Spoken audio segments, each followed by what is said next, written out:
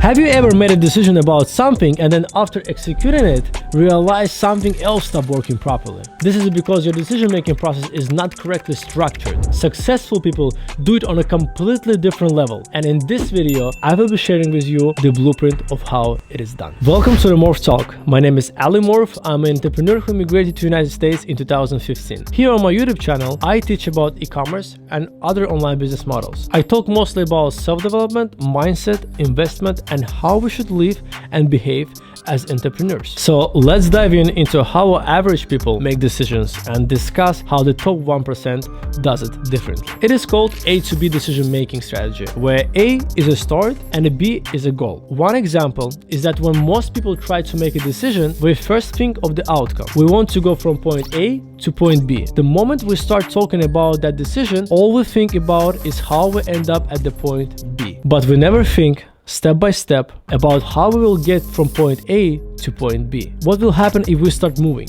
What kind of transportation we will use? How much gas we need? And if there will be a gas station on the road to refill your car, among other considerations. Usually, we don't think about all those things in detail and end up having troubles like running out of gas or car problems because we didn't perform maintenance and check it prior big trip. And before you will tell me, hey Ali, there's a plenty gas station on the road nowadays. I know, I hear you. This is just a simple example from daily life. I will give you more insight in a minute. As you can see, there is always a possibility that something could go wrong and we have to deal with it right away. Now, successful people do this on a completely different level. When we need to make a decision or move from point A to point B, we think about any possible way that something can go wrong and try to either avoid it or prepare in advance for how to handle it. Especially in the business, when you make decisions to implement a new idea in your existing workflow, you never know how it will affect other parts of your business and how this decision can damage it even more instead of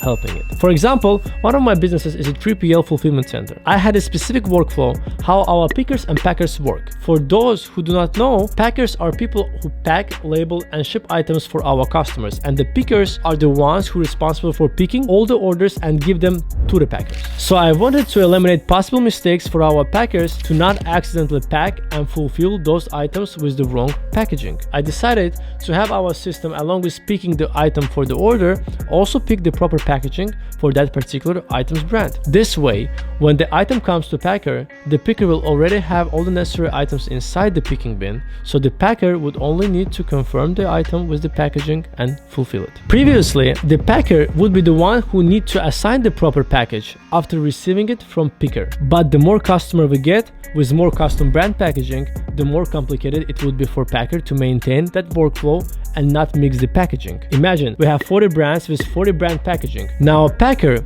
every time when fulfill the order, need to see which brand it is and look at the brand packaging trying to find it. This would take a lot of time and leave a room for possible mistakes. So before actually mapping packaging to the items, I created a roadmap from A to B, where A is what happens when the order is placed, and B is when the order is packed, labeled, and shipped to the customer. I found many possible ways this could go wrong and figure out how to make it possible before actually implementing this idea. One of the examples that we had to create a whole station with all the packages at the beginning of the warehouse near the fulfillment station. So after picker picked all the items first, then he can go and pick proper brand packaging for those orders at the end of his road and pass it to the packer at the fulfillment tables. This is good because otherwise he would have to go back and forward in our large warehouse to pick proper packaging for the right items and lose a lot of time. Now imagine when a business and workflow have a way bigger structure than ours. How much time and money would go into making these small decisions? This is because there are so many micro moments that can go wrong and a lot of people involved in the process, and many people have to think about them and determine if it will be okay to do it. Now you can imagine why it takes so much time for the government to make small decisions that we complain about all the time. Consider how long it takes for a road to be repaired. We usually think and complain it could be done within one day if someone could actually start doing it, but we don't know what kind of other adjustments needs to be made for the transportation system so this one-day repair can be executed. What will happen if that road is blocked for one day? What's the alternative road? If that alternative road is overloaded with all the cars that aren't supposed to be there, how will it affect the traffic? How will that new traffic for that day affect the certain institutions such as ambulance or police work? And this list can be miles long, depending on the complexity of the map and the location of the city. Now you understand why it's essential to think about any small details in your decision-making process so you don't have any trouble and delays executing that decision. I want to show you how I make my decision process with example. I build the roadmap in my head if the decision is not that big, or I build it on my iPad, in the Notes, Notion app, or sometimes just on paper in my notebook. Let's use point A to point B decision-making strategy for buying a new bed for your bedroom. Point A, which is our start. You have a small room that needs new bed. Point B, which is our goal. Your small room looks great with a new bed that fits well and is comfortable. Our next steps is to draw the line from point A to point B and mark all the steps between them. First, which is a point A and start, you measure your room and think about any special features that might affect where you put this new bed. For example, you have a small bedroom that measures 10 by 12 feet. There is a built-in closet on one wall and a large window on another wall. Here's how you can think about these features. 1. Measure the dimension of the room, which is 10 by 12 feet. 2.